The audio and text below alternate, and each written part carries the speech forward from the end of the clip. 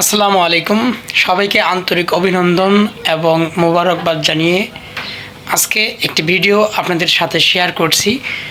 আর যেটা ঘটেছে, গতকাল সেনানিবাসে একটি বৈঠক হয়েছে। আর এই বৈঠকে যে কথাগুলো উঠে এসেছে একজন সেনা কর্মকর্তার মাধ্যমে, সেটা সাংবাদিক ইলিয়াস হুসাইন ভাই, আমাদের সাংবাদিক ভাইদের জন্য গর্ব। উনি ওনার চ্যানেলের সাথে শেয়ার করেছেন একটি পোস্টে। তো সেই পোস্টটি আমি আপনাদেরকে এখন বিস্তারিত দেখাবো। আসলে আমার এতটুকু বলার সময় হবে না, তো চলুন আমরা সেই পোস্টে একবার ঘুরে আসি।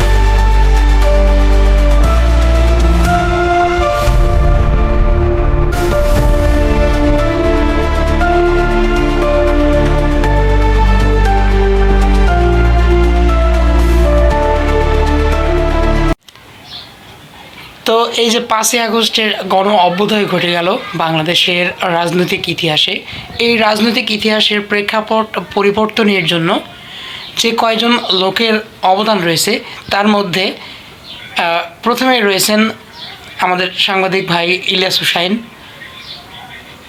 এরপরে রয়েছে পিনাকি ভট্টাচার্য এবং আল জাজিরার অভিসাংবাদিত সাংবাদিক জুলকারনাইন।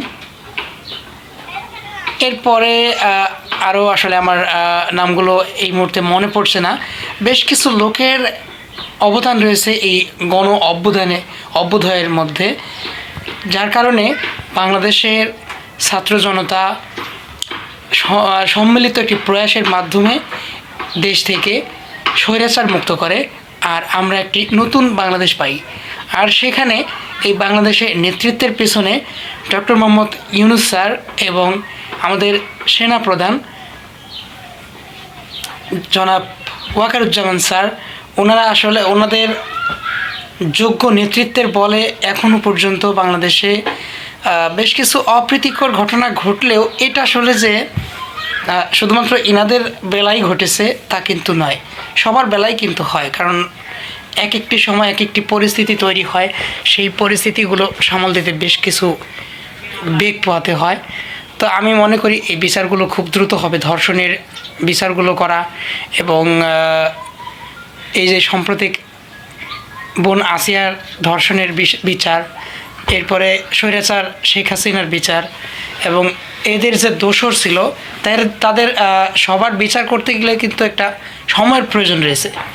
তো আমি মনে করি এই বিচার কার্যগুলো সম্পন্ন করার পরে, দেশ পুরোপুরি সংস্কার হয়ে যাওয়ার পরে যদি পুনরায় নির্বাচন দিয়ে একটি নির্বাচিত সরকার গঠন করা হয়, তাহলে বোধহয় এই দেশটি আবারও ঘুরে দাঁড়াবে। তো স্যালুট ডক্টর মোহাম্মদ ইউনূস স্যারকে এবং সাংবাদিক ইলিয়াস হুসাইন ভাইকে, সেই সাথে আমাদের চৌকস সেনাবাহিনীকে স্যালুট জানাই। আসসালামু আলাইকুম।